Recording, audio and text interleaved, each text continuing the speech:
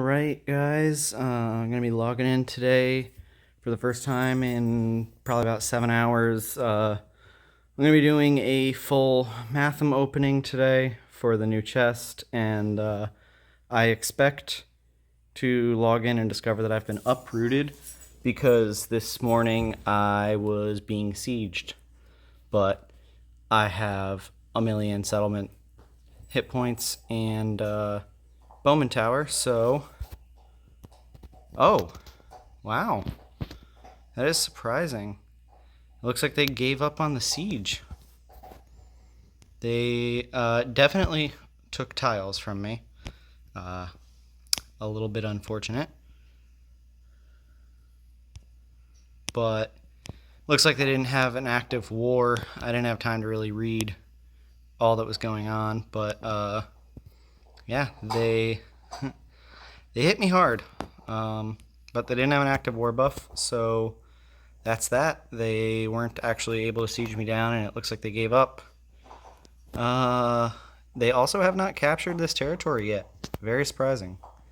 Very, very surprising. Last night, I took some time with some troops that I had and my plethora of commanders, and I destroyed a ton of forts that they had built around our keep over here. We're not really too focused right now on the defending this keep. We have another plan that's going on, but this keep is indeed by my settlement, so I decided to go for it and just try to slow them down a little bit. And I mean, they were realistically, the way it looked last night, they were ready to take this keep today. And, well, they didn't. They don't even have that many armies over here. So maybe I helped. You know, maybe destroying those forts really did something.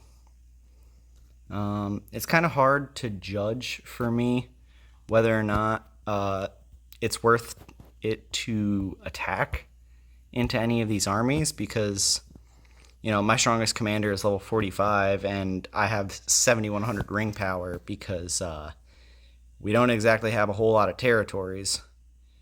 But Gondor, on the other hand, has a shit ton, and I mean, like, I think this guy's got 62,000 ring power. Let's look at this guy. He's got 62,000. I saw a guy last night that had 49,000. And that's like the weakest I've seen from Gondor recently. So not super into the idea of attacking into their armies, especially when I know most Gondor players have a level 50 commander by now, and I do not. You know, I would be making progress on that, but every time I'm able to get my hands on a tile, I lose that tile. I actually made an agreement this morning with a Gondor player that you know, I've been trading these tiles with, this one and this one. And we agreed that he would stop taking these tiles back for me because he was tired of suffering the losses. And I said, all right, cool, I appreciate it. At least I can stay in the game in a little bit now. And then not 10 minutes later, this guy came in and said, well, I want that tile, and took it back from me right after I had just thrown my troops into it and taken it, and sent my commander to go mock battle there. So that hurt a little bit because I lost those ring points. I lost that armies. I got 5 minutes of mock battling done. It was basically worthless. Oh, let's go look at troops a little bit here. Because I thought I was going to get uprooted this morning, I kind of dumped all of my resources in the market as kind of a spite move.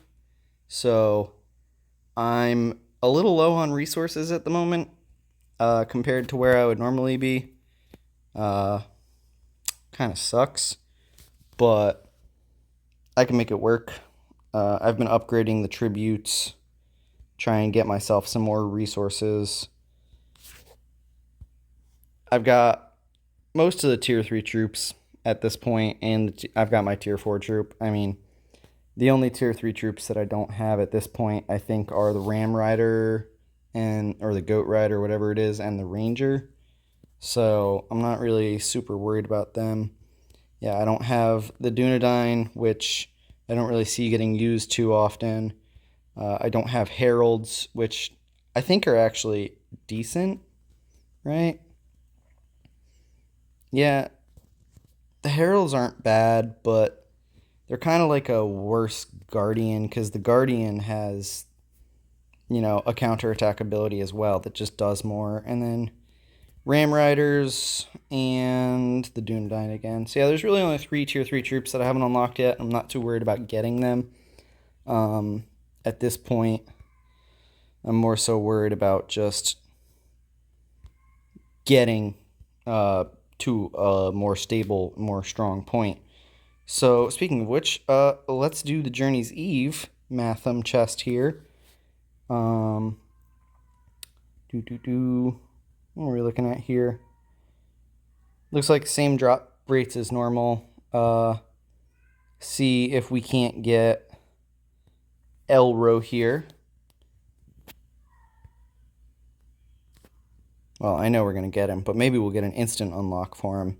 Looks like he has just a lot of the same skills other people have. He's got some of the same skills as Eladan.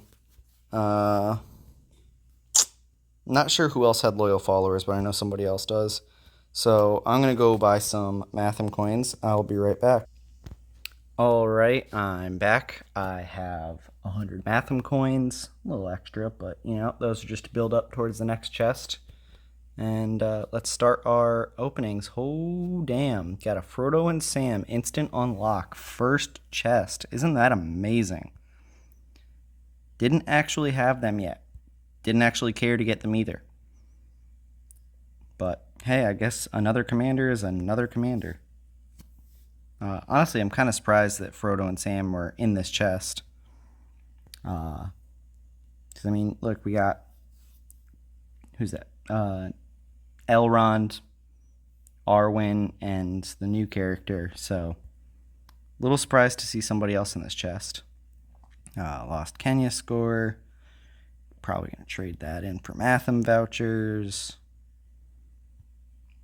Blue and green equipments all along the way. And what do you know?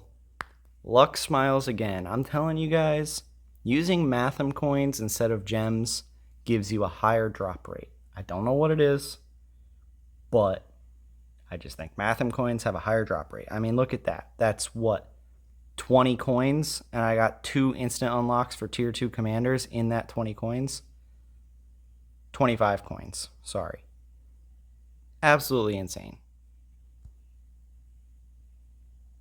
If you've got a ton of gems and you want to do Mathoms, convert your gems to Mathoms first. All you have to do that is come over to this screen, click on the plus on the Mathoms, and it'll let you convert gems straight into Mathoms right there. Just do that.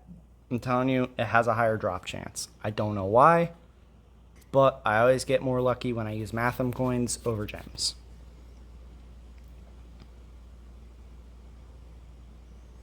I'm not really worried about checking the stats on all of these things. I mean, Madness immunity on the Horseman's Helm is really good. Holy shit. 3 tier 2 instant unlocks. I cannot believe this. This is insane even for my luck. I cannot believe that this is even... Holy crap. Look at all of this. This is absolutely insane. At this point, I might even be able to take Elro here. I think I'm going to be able to take Elro here to Respect 5. Definitely Respect 4. But maybe even Respect 5. That would be crazy.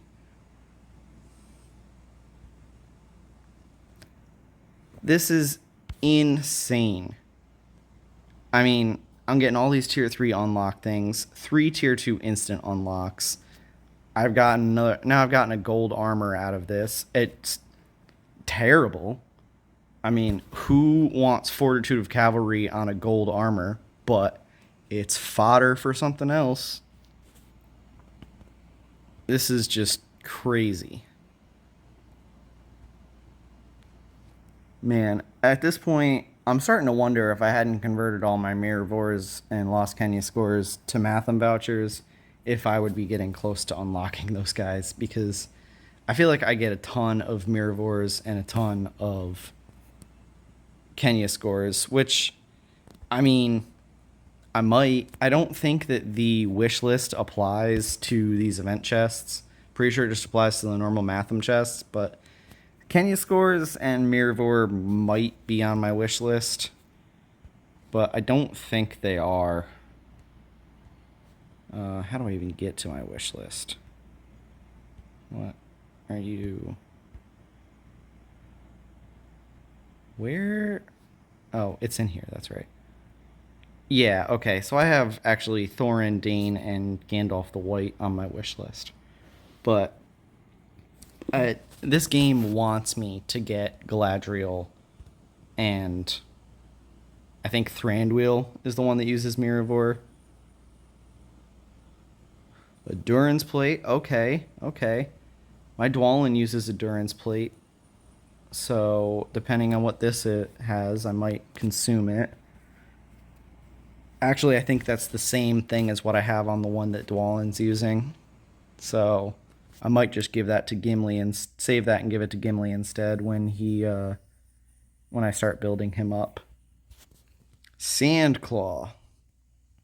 So that's something that I don't quite always get, is why do I even have a chance to drop something that's designed for the other side? Like I'm playing good, but I get weapon and armor drops that they give stat buffs to evil units, and this is a roleplay server.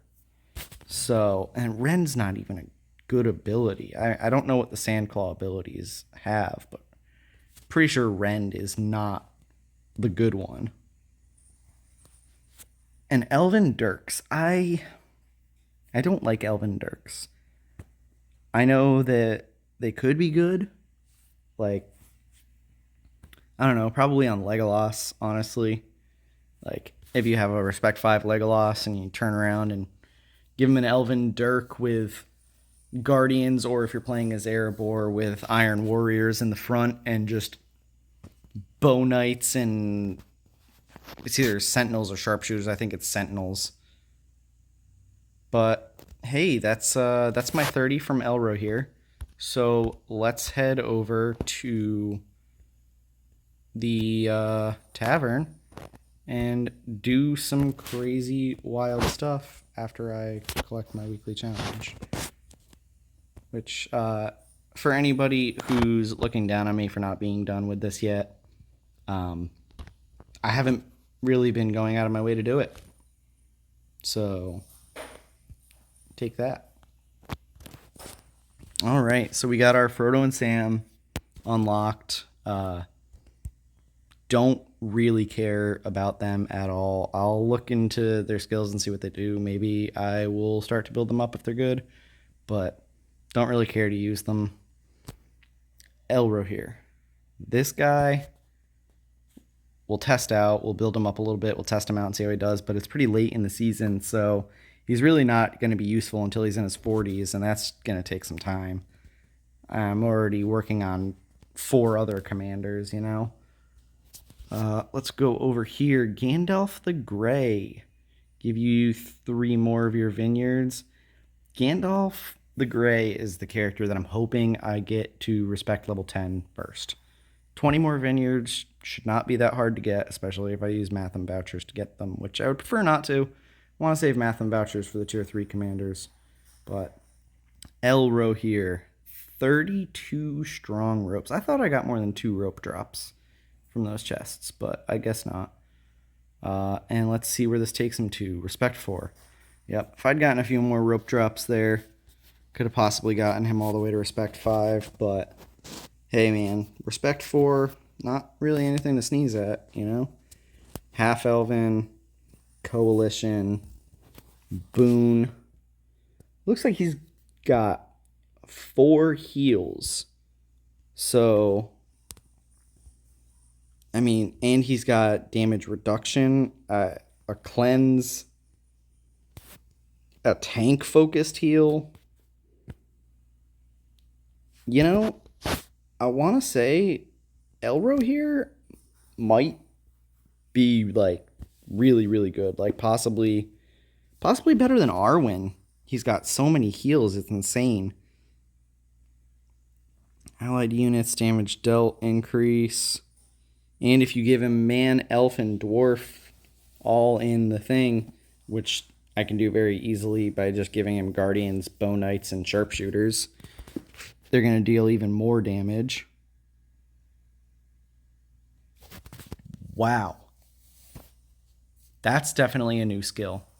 That is just straight up a counter to some very common evil commanders like Grima, and I think the Witch King does madness as well. That's insane. Yeah, I'm actually looking forward to building up Elro here. Um, let's see, Thranduil. Oh no, Thranduil doesn't use the Mirror. Was that Elrond that uses it? It was. Well, I'm not gonna give Elrond the Mirrors. Should I give her this? That's that's making a lot of progress towards Galadriel unlock. I'm kind of tempted, but I also kind of want to save them because I need 3 more white cloths to get Gandalf the White to tier 3. And that's going to make him much more viable, I think. He's the way he is right now, my army gets destroyed because he just does damage. He doesn't heal. And I mean, my equipment on him, let's be honest, probably isn't the best. I don't really have much on him to facilitate healing. But still, I feel like he'd be better with just straight up having heal skills. Yeah.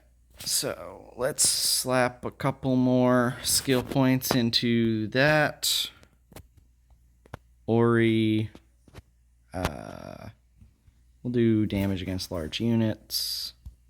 Oh, that wasn't actually where I wanted to put that, but it's fine. I'm not going to be using Ori to slay dragons anytime soon, so.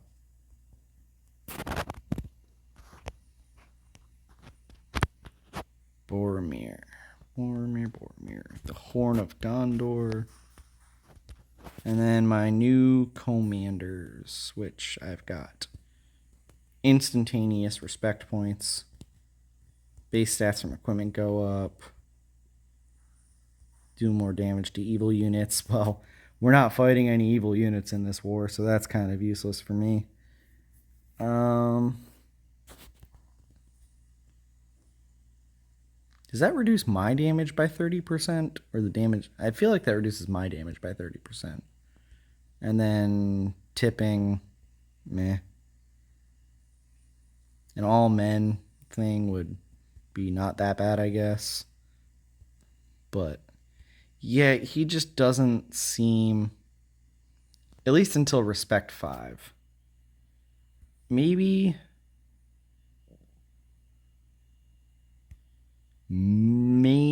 he could be good at Respect 5 if he just went full on into Ring Bearers and Ring of Terror and Elven Rope. I think if you just took 29 skill points with a Respect 5 Frodo and Sam and put it all into there, that would realistically probably be the only thing that you could do good with him. And then from that point, maybe just start sticking points in a Hobbit adventure and only give him men. Stick 2 points into Master of Bag End and 1 point into Prudence to counteract the effect of the madness. Yeah, I could see that. I could see them actually being halfway decent. So let's just apply some points right now. Since we know that those points are going to go there, we'll just stick them in there for now. I can reset it later. And then Elro here. I really wish I had been able to get him to respect 5. Because I feel like he really would shine at respect 5. But let's just start us off. I think the first thing I want to do is just obtain heals. I feel like that's going to be probably the most effective thing. Oh, this isn't a damage reduction. I misread that. I thought it was a different ability. Do more damage. Yeah, I'm going to go for Grey Company first. Get that kind of... I don't know if it counts as skill damage because it's a title, but more or less just get that skill damage. Oh.